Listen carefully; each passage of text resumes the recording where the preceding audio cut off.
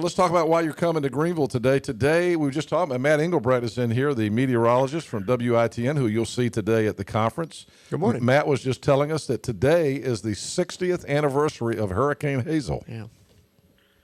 Yeah, that's the hurricane season's coming, and for the next several months, and we've got to be prepared. And it's always good to get the teams together to talk about what's working, what's not working, what we need to do in case one strikes, and just make sure we have lines of responsibility in place regarding local, state, and federal officials, and also the private sector. You know, during my tenure as governor, we've had some of the worst snowstorms in our history, and we've worked extremely good as a team between state, local, and federal. And but if a hurricane comes, it'll take it to a whole nother level, so we have to be prepared. We've actually seen some natural disasters already here in the last few weeks. You know, we had those bad tornadoes down here, one or two homes destroyed in Pitt County, but Beaufort County got the brunt of that. And then FEMA denied us the federal funds. I know you went to the federal government and tried to get FEMA to respond to that, and they what was their response to that? Why were they not willing to come in with all the damage that we had down here around Washington, Governor? You know, I wasn't ready to deal with all their bureaucracy and the amount of time it was going to take to figure out the particulars, because we just decided to have the state take the same responsibility. So figuring out how the federal government makes their decisions is something that's a talent I have yet to get. Well, we appreciate the state stepping up, because I know you came down and saw some of the damage. It was pretty bad down here. It was terrible, and I'll tell you that the people down there, and I'll tell you what, it was most impressive to me was how the neighborhoods and the communities gathered within hours after the tornadoes, and people's homes were totally destroyed, and how they immediately started helping total strangers, helping other strangers. And I was also impressed with the Emergency Operations Services of the state, and also the American Red Cross was right at the scene of several of the homes that were totally destroyed and neighborhoods that were totally destroyed. I was so impressed with the people coming together. And, that's what has to happen during an emergency. And too bad we can't bottle that up 365 days a year. But it's something that the people in eastern North Carolina were so resilient in dealing with just matters that can just basically destroy, your livelihood and your future. But they were grateful for what they had. Governor Pat McCrory on the telephone again. The governor will be here today to open the 5th annual Hurricane Workshop at East Carolina University. Be representatives from the National Hurricane Center, U.S. Army Corps of Engineers will be there. A lot of the local meteorologists, including our own Matty, and Mike Sprayberry, who is your director of the North Carolina Emergency Management Team, will be there as well. They're telling us that I guess National Hurricane Center came out last week and said that it could be a light year for us, but we were just talking about how they never can really predict that, and then some of the years that they've said that, we've had some bad storms. Yeah, I hope they're right, but I don't think it's something that's a total science. It's some more theories on how to predict these things, but I hope they are correct. But listen, as you know, it only takes one. Eastern North Carolina has gotten hit so hard during the past decade. And one of the primary concerns is the flooding, which was really caused the damage of past hurricanes in the eastern North Carolina lowlands in and around the rivers, from Tarboro to Greenville. You just were, the farmers, the ag community, the roads, everyone was hit so hard. One lesson we've learned, no matter how well your plans are laid out, you've got to have flexibility. You've got to gather your team as quick as possible, because something's going to happen that you didn't anticipate. And that's one thing I learned as a mayor and already as a governor, that you've got to be ready for anything regardless of potential forecast. Governor, can we talk about a few of the legislative issues and budget stuff for a couple of minutes? You got another couple of minutes? Sure, be glad to. I'm in the car on the way to the airport. So down to see you guys. All right, and we're going to see you down here this morning. Your budget came out a week before last, and we've talked about this some on the air. We're all very concerned about funding for our medical school down here. Big article on the front page of the local paper today about the problems at the Brody School of Medicine and the changing environment in the medical world, and you were very helpful. You and your budget director, Art Pope, were very helpful in understanding some of that a few weeks ago. That continues to be the big story, I think, for us here in Eastern North Carolina.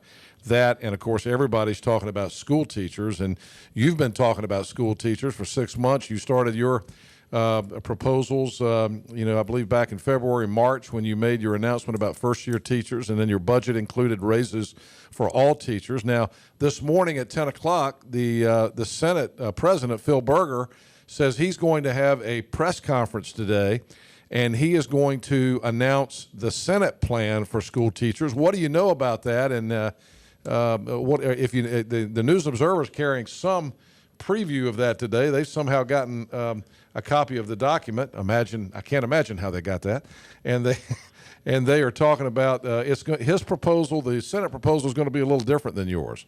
What do you know about that? Apparently so. Again, the Senate proposal was not developed by the executive branch or the House, so they are presenting their own plan similar to what they did last year on some educational matters. And again, we welcome their input. We welcome their ideas. My major concern is going to be the intent may be good, but I got to make sure it can be implemented, and I got to make sure the budget numbers are sound. But more than anything else, I got to make sure the plan is sustainable for the long term, and that's what we'll be reviewing and giving very direct feedback to. One thing I've learned in government is ideas are pretty good and cheap, but implementation often is not talked about. And I think we're learning that with regard to some of the issues in the past regarding the master's pay issue and the tenure issue and other issues that needed. All these plans need to be fully vented before they're passed, and not just vented within small private committees, but they need to be vented publicly, and they need to be transparent, and we need to get feedback from the teachers. But I also have to make sure the numbers are sound, and that's one thing I'll have to do in the executive branch. One of the things that some people are saying is that their plan last year to eliminate teacher tenure for public schools was too harsh, and some people want to back off on that. Now, this morning's News Observer story says that what Berger will announce today is raises, but they're going to continue to keep that tenure piece in there, that teachers would give up tenure. What are your thoughts about that? Again, I have not had a chance to review the total plan, so we have expressed concerns in my budget about the 25% issue that was passed last year, and what we want to do is just have transparent debate and public review, and we make sure we get all the details before I comment. But again, I think the intent of trying to have to improve our education system is good in both the legislature and the executive branch. We need to change some things, but we have to do it in a systematic, sound way. And that's what I'm looking for at this point in time, and that's what I think the plan we presented several weeks ago incorporated. And we also have to make sure the numbers are sound, not only for this year, but for the next decade. Governor Pat McCrory, this proposal apparently, if the numbers are right in this morning's paper, is going to be about a $468 million more dollars pressure on the budget, and that money's got to come from somewhere. One other thing I think we got to also look at, we're going to have to be looking at, is what local control will they have, what flexibility that we have. One thing I firmly believe, that all these decisions should not be made out of Raleigh and by the politicians out of Raleigh, but we need to give some flexibility to the superintendents, the principals, and the teachers. Right. Just like I asked for from Washington, D.C. I don't like strong central control, whether it comes from Washington or out of Raleigh. And I'd like to give as much flexibility as possible to allow the superintendents to determine how best to reward teachers and administrators and keep the good teachers. Governor Trent McGee's got a question for you. Governor, good morning. You were in Tobaccoville not long ago for an expansion there with R.J. Reynolds. You were here in Pitt County not long ago for an expansion here. It seems like the state as a whole is continuing a positive trend of site expansions and new jobs. Do you anticipate that continuing? And where do you think we are right now in regard to jobs and growth right now in North Carolina? I anticipate net growth for the first time in North Carolina in a long time. And, of course, our unemployment rate for the first time in 8 years is below the national average, which was announced about 2.5 to 3 weeks ago. And, of course, when I came into office, our unemployment rate was the fifth highest in the nation. In fact, even went down to third highest in the nation. Now we're not even in the top 35.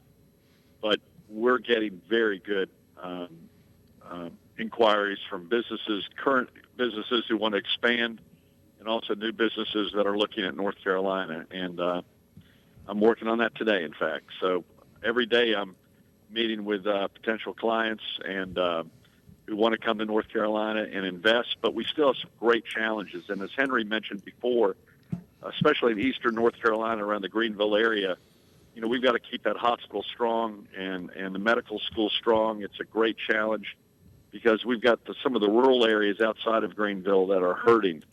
And as long as they're hurting with medical care and some transportation needs and other things, it's tougher to recruit industry in the long run. And so that's a major emphasis of Commerce Secretary Sharon Decker and myself, and also Aldona Voss, who clearly understands some of the medical challenges in the eastern North Carolina area. But, I'm very proud of what our team has done in bringing new jobs to North Carolina and expanding them. But my biggest concern right now is the rural small towns that I don't want to have them left behind in this resurgence of the Carolina economy.